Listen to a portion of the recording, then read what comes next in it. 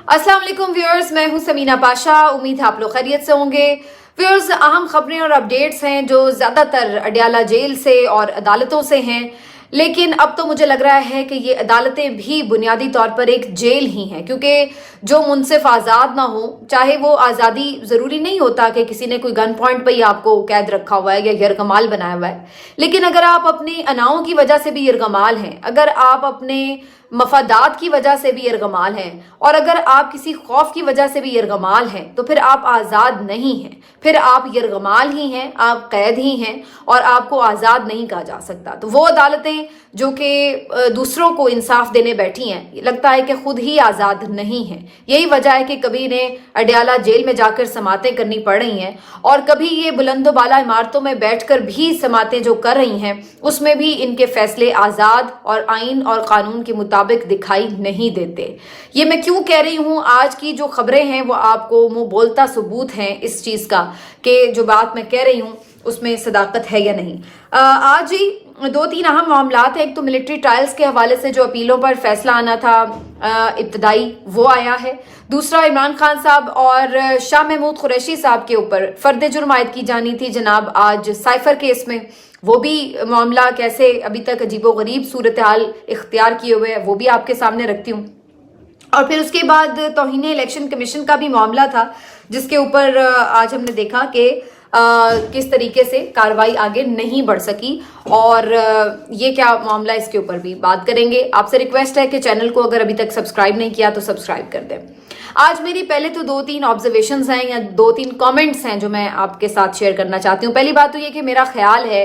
कि ऐसे जजेस जिनको बुनियादी इंसानी हुकूक कोई भार लगते हैं, कोई ऐसी मजबूरी लगते हैं या बड़े गिरां गुजरते हैं उनकी तबीयत पर, तो ऐसे जजेस को मैं जस्टिस तो नहीं कह सकती।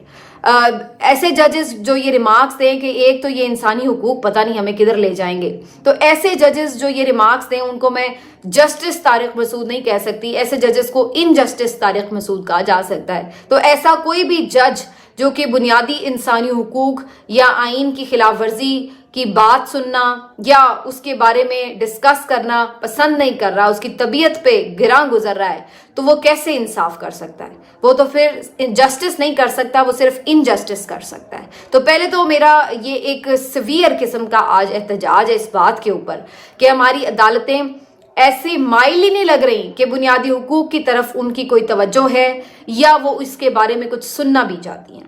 तो पहले तो इस चीज़ ने बहुत तकलीफ दी है, दुख दिया है और बड़ा ही इसने हैरान भी किया है, क्योंकि ये तो हम हमेशा देखते हैं कि कुछ जजेस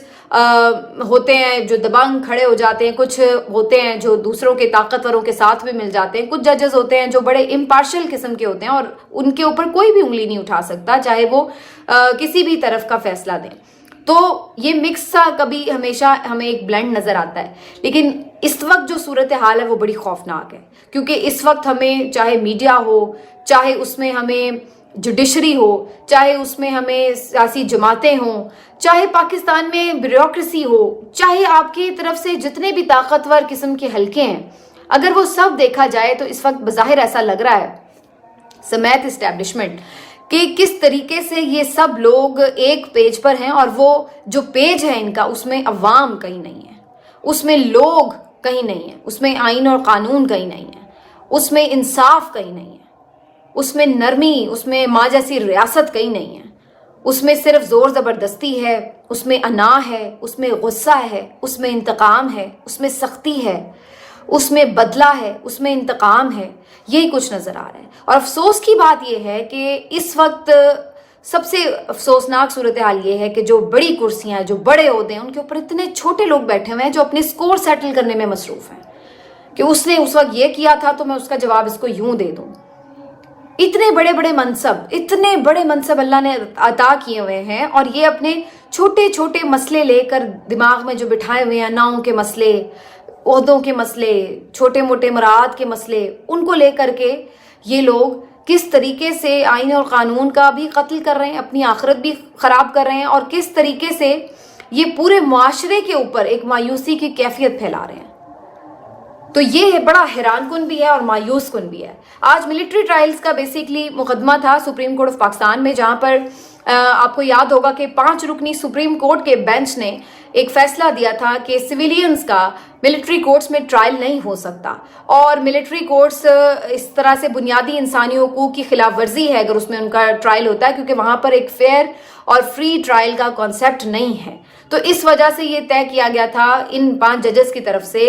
کہ ملٹری ٹرائلز میں سویلین کو ٹرائل نہیں کیا جائے گا۔ اس کے خلاف ظاہر ہے اپیلیں آ گئیں، اور نگران حکومت بھی اپیل میں گئی، اور اس کے علاوہ بھی اپیلیں آئیں، اور کل ملا کے جو اپیلوں کے اوپر آج سماعت ہونی تھی اس کے لیے 6 رکنی بینچ بیٹھا، حالانکہ عام طور پہ آڈ نمبرز میں بینچز بیٹھتے ہیں۔ یہ 6 رکنی بینچ بنایا گیا، اور اس کے اوپر آلریڈی جسٹس اعجاز الاحسن صاحب اپنے تحفظات کا اظہار کر چکے ہیں چیف جسٹس قاضی فائز عیسیٰ صاحب سے۔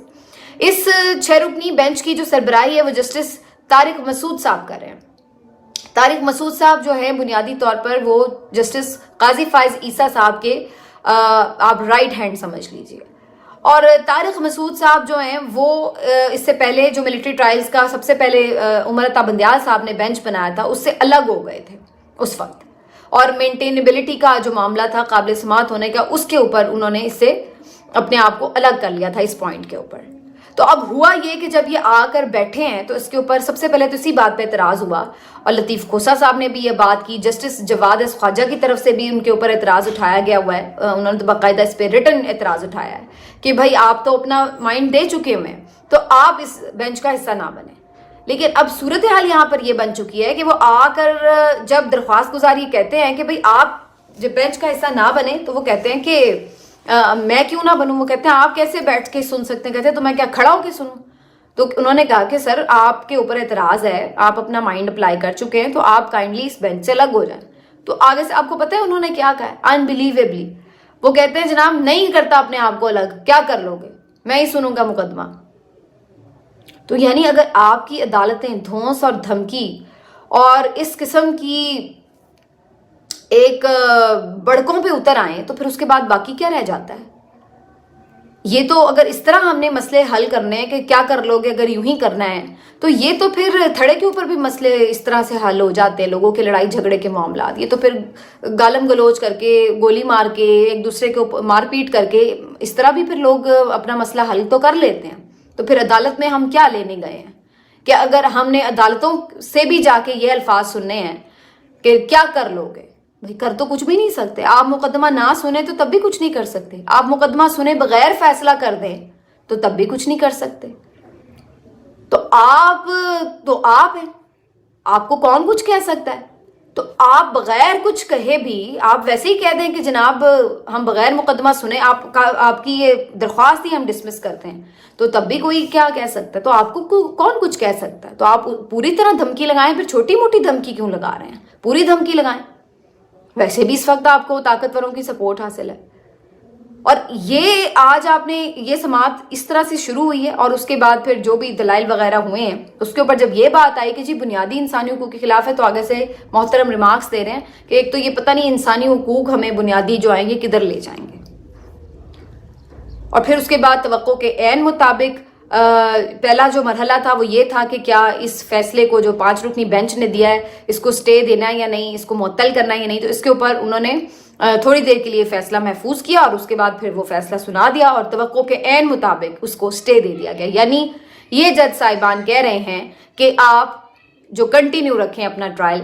ملٹری کورٹس میں، جو کہ آئین میں کہیں موجود نہیں ہے،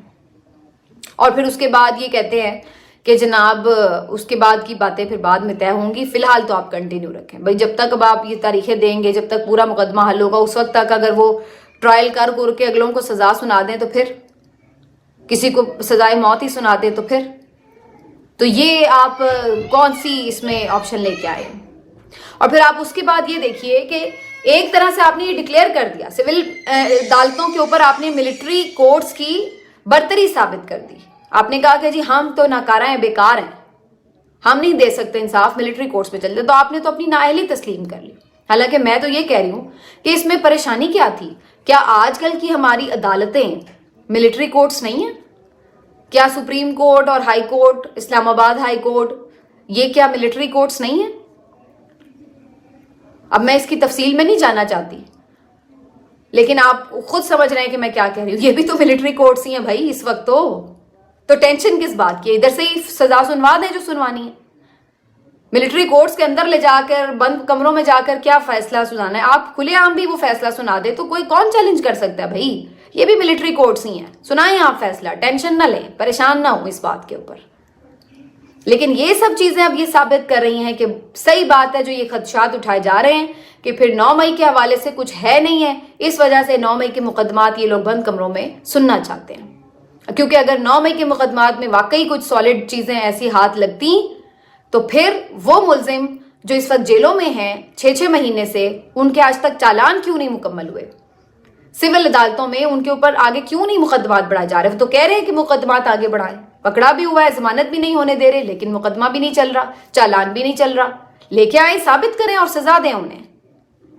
वहां पे कुछ नहीं है इनके हाथ में, आज तक चालान मुकम्मल नहीं हो सके। इसी वजह से छुप छुपा के बंद कमरों में ट्रायल करने हैं, यही एक वजह नजर आती है। लेकिन अदरवाइज तो आप ठीक है, वरना आपका एक सिस्टम है, आप उसमें फ्री एंड फेयर ट्रायल करने दें।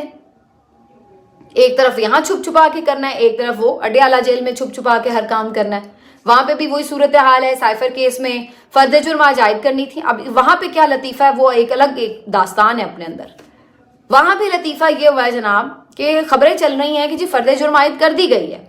और इमरान खान साहब और शाह महमूद कुरैशी साहब को पढ़ के जुर्म सुना दिया गया और उन्होंने सेहत जुर्म से इनकार भी किया है। उसके बाद इमरान खान साहब का एक मुकालमा भी बहुत ज्यादा इस वक्त खबरों की जीनत बना हुआ, जिसमें इमरान खान साहब ने जैसे ही उन्हें फर्द जुर्म पढ़ के सुनाई गई तो उन्होंने कहा कि जनाब ये अजीब बात है कि हुकूमत भी मेरी गिरी और मुल्जिम भी मुझे ही बना दिया गया है।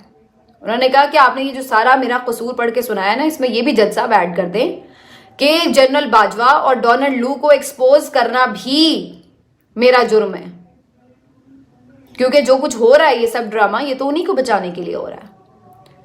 और फिर उन्होंने इस बात के ऊपर मजीद बात करते हुए ये भी कहा कि जी मुझे आप ये ना डराएं कि जी सजाए मौत का चार्ज फ्रेम हो गया या उस तरह, मुझे सजाए मौत से डर नहीं लगता और ये सबको पता है। उसके बाद वो कहते जी साइफर हुकूमत गिराने के लिए किया गया और वो हमने फिर होता भी देखा, तो क्या इस साजिश का ना बताना था। और जब वो बार बार वो अपनी बात कर रहे थे इमरान खान साहब, तो फिर जो स्पेशल जज हैं जुल्करनैन हसनात साहब, उन्होंने फिर उन्हें खामोश भी करा दिया कि आप खामोश हो जाएं। तो आज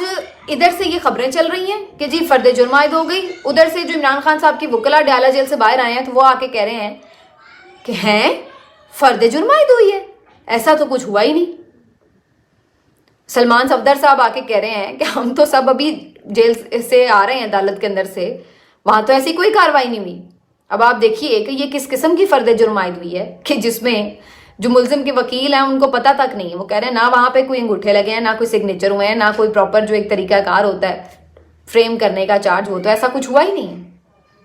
तो इस किस्म का तो वहां पर ये ट्रायल कर रहे हैं, इसीलिए तो बंद कमरों में कर रहे हैं, इसीलिए तो ऊंची दीवारों के पीछे कर रहे हैं, इसीलिए तो छुप छुपा के कर रहे हैं कि इस अंदाज से कर रहे हैं। आज भी मीडिया को या तो बुलाया नहीं जाता या कोई अननोन से 2-4 लोग बिठाकर पीछे 50 फुट की दूरी पर बिठा दिए जाते हैं, ना उन्हें कुछ समझ आए ना वो कुछ रिपोर्ट कर सकें।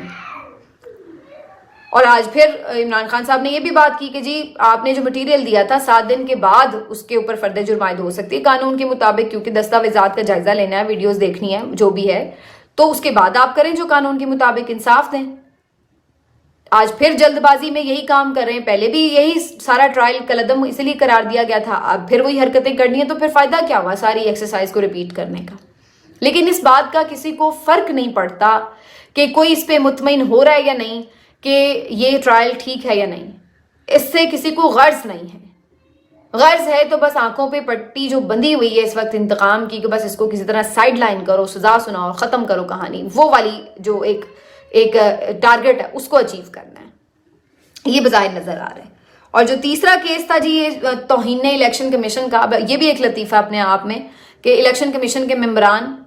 फील कर रहे हैं कि जी उनकी तौहीन की गई और अब वो अपनी इज्जत, खोई हुई इज्जत बहाल करने के लिए और उसको ढूंढने के लिए, उसको तलाश करने के लिए जा पहुंचे अडियाला जेल के, वहां जाके इज्जत करवाएंगे इनसे। तो ये भी अपने आप में एक लतीफ़ा ही है। वो भी जनाब ये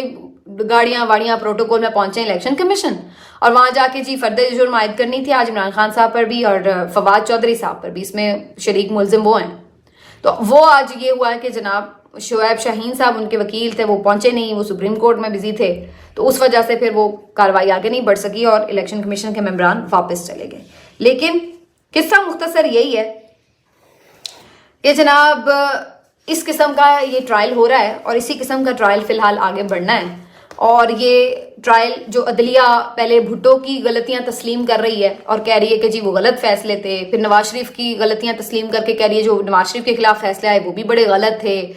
اب عمران خان کے خلاف بھی وہی غلط فیصلے کرتے چلے جا رہے ہیں، اور پھر شاید چند سالوں میں دوبارہ روئیں گے پیٹیں گے کہ جناب یہ بھی ہم نے فیصلے غلط کیے ہیں۔ تو یہ غلط فیصلے کرنے کے لیے آپ لوگوں کو کیا ہم نے منصب پر بٹھایا ہوا ہے؟ کیا اس وجہ سے آپ کو جو ہے وہ جسٹس قاضی عیسیٰ صاحب کہا جائے، جسٹس طارق مسعود صاحب کہا جائے، جسٹس ابو الحسنات صاحب کہا جائے، کہ تاکہ آپ لوگ آج غلط فیصلے کریں اور کل کو پھر آپ کہیں کہ جی یہ ہمارے غلط فیصلے تھے اور کوئی اور آ کے آپ کے داغ دھو رہا ہو؟ تو اس لیے آپ لوگ اس منصب پر بیٹھے ہوئے ہیں۔ تو یہ میرا خیال ہے کہ عدلیہ کی جو ایک ویسے ہی ہمارے ملک میں بڑی ہی تاریخ قسم کی ہے، اسی میں ہی ایک اور باب کا صرف اضافہ ہو رہا ہے۔ آپ دیں سزا، کوئی یہ نہیں کہہ رہا کہ کوئی اگر ملزم ہے تو اس کو چھوڑ دیا جائے، آپ دیں سزا، لیکن پھر ٹرائل ہو تو صاف شفاف ہو، پتہ تو چلے کہ ہاں بھائی کوئی انگلی نہیں اٹھا سک رہا۔ اگر ہر چیز آپ نے بلڈوز کر کے ہی صرف اناؤنس ہی کرنی ہے تو پھر یہ تماشے، یہ بلند و بالا عمارتیں، یہ پروٹوکولز، یہ پیسہ بہانے کا، ٹیکس کا پیسہ ضائع کرنے کا مقصد کیا ہے؟ پھر آپ ایک آرڈر جاری کریں، ویسے ہی ملک میں ایک فسطائیت ہے، ایک مارشل لا لگا ہوا ہے، اناؤنس کر دیں، کہانی ختم کریں۔ ملتے ہیں آپ سے اگلے ویڈیو میں، اپنا خیال رکھیے، اللہ حافظ۔